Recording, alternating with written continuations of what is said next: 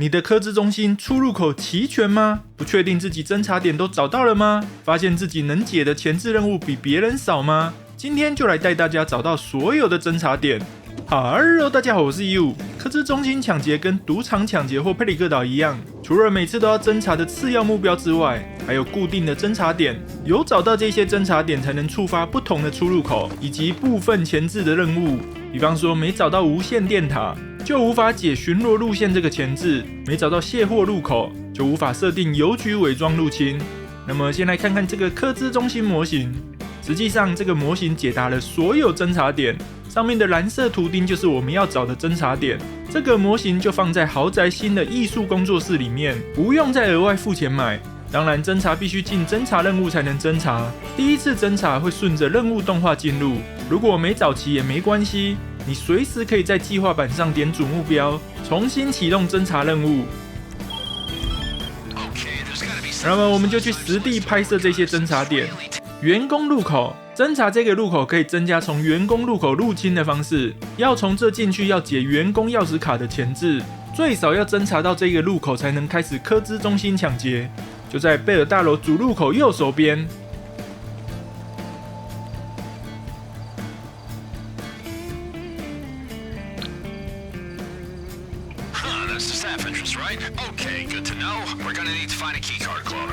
沒解員工鑰匙卡的前置就走員工入口的話，會變成用炸彈把門炸開，直接進入兇猛強闖模式。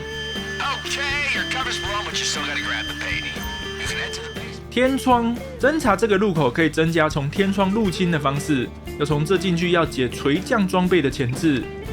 雖然偵查時可以騎 MK2 直接上屋頂拍照。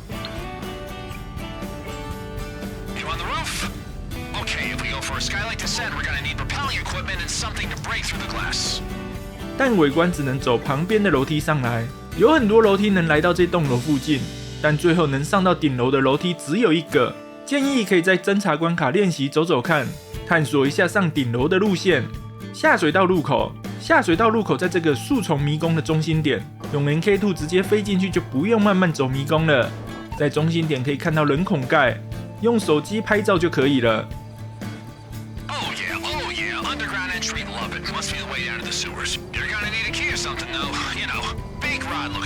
之後要使用這個入口，必須解防護服這個前置。卸貨入口，卸貨入口就在樹叢迷宮旁邊，外觀是一個往地下的下坡入口。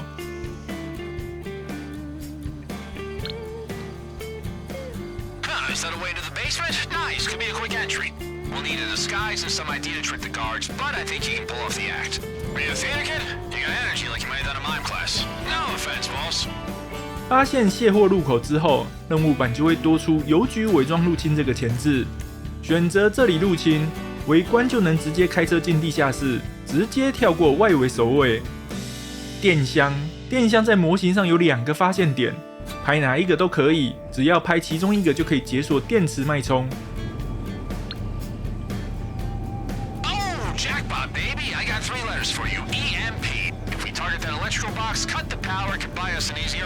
電池脈衝用途是將整個科資中心暫時斷電，跟賭場搶劫的電池脈衝用途一樣。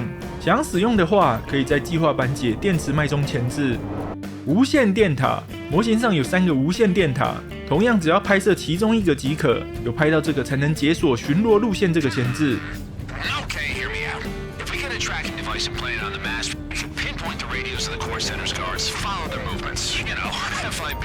有解巡邏路線，才能在圍觀小地圖看到警衛的藍點，同時還能看到警衛的視野與移動。這一次的科資中心搶劫，警衛配置並非完全固定，同一個位置的警衛有2-3種不同的配置，包括會一直站着不動，或是會巡邏，甚至會一個人站着變成2個人在聊天。除非你已經完全掌握警衛的分布，否則最好還是解一下巡邏路線這個前置。以上是戶外能拍到的偵查點，但計劃板上還有很多其他的任務也需要解鎖，方法稍微不太一樣，這邊順便解說一下。第一次偵查主目標時，會進入貝爾大樓的警衛室，拉夫會要求玩家入侵監視器尋找目標，包括主目標與次要目標。不過監視器其實也會發現別的東西，像是看到附鎖箱會解鎖電鑽的前置，看到卸貨區的運輸貨車會解鎖警衛貨物，護鎖箱在找主目標時會自然經過。不過卸貨區的運輸貨車要轉到底才會看到。警衛貨物就等於賭場搶劫的鍍鉤貨物，不解的話，警衛頭上會戴着頭盔，就無法遠遠的拿槍爆頭，只能近身用敲的。這一次的搶劫，敵人非常敏銳，很容易就會失誤被發現，不能遠遠爆頭會非常難過關，最好還是解一下。要注意的是，這一次監視器可視範圍很大，第一次解最好每隻都轉到底，以免有漏看的情報。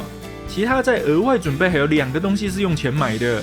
金庫電子鎖是讓你能在家裡練習解電子鎖，以免到現場時手忙腳亂解不完。先進航空電子設備售價要驚人的120萬元，一次性消費，買了永久有效。買了之後能讓殲滅者逆中型直升機脫逃不會途中墜機。實際上用直升機脫逃有很嚴重的 bug， 如果沒有升級先進航空電子設備，駕駛員的飛行路徑會出 bug， 導致直升機墜毀爆炸，直接導致任務失敗。讓買這個先進航空電子設備像是買了個修 bug 的更新檔，簡直莫名其妙。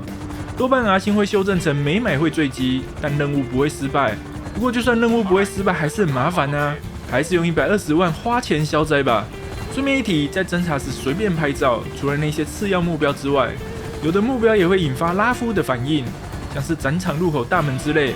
不過很多都只是普通的興趣點，並不會解鎖新東西或增加搶劫優勢。大家偵查時可以當成額外彩蛋來聽聽。比方說，如果你對展場入口拍照，拉夫雖然也會對這個入口進行分析，但最後的結論是這裡不適合入侵。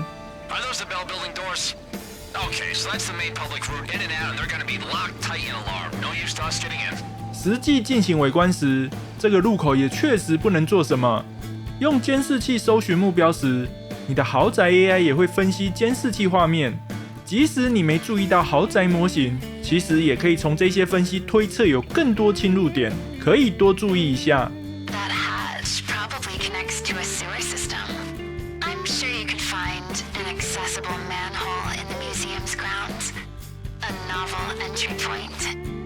還有像監視器這裡 ，AI 會提示這裡的鐵門要2個人才能開啟，單人的話就進不來了。這一次的搶劫多了一個賣家指定目標物，雖然你可以隨便搜刮次要目標，但如果你能拿滿賣家指定次要目標，最後結算就能多增加收入，這也是精英過關的條件之一。當然，萬一指定次要目標在很難拿的地方，直接放棄也是一個選擇。反正這一次科資中心搶劫CD時間很短，只有真實時間10幾分鐘。至於報酬如何就見仁見智了，至少每周第一次搶可以拿很多錢。以上就是科資中心搶劫的偵查點解說。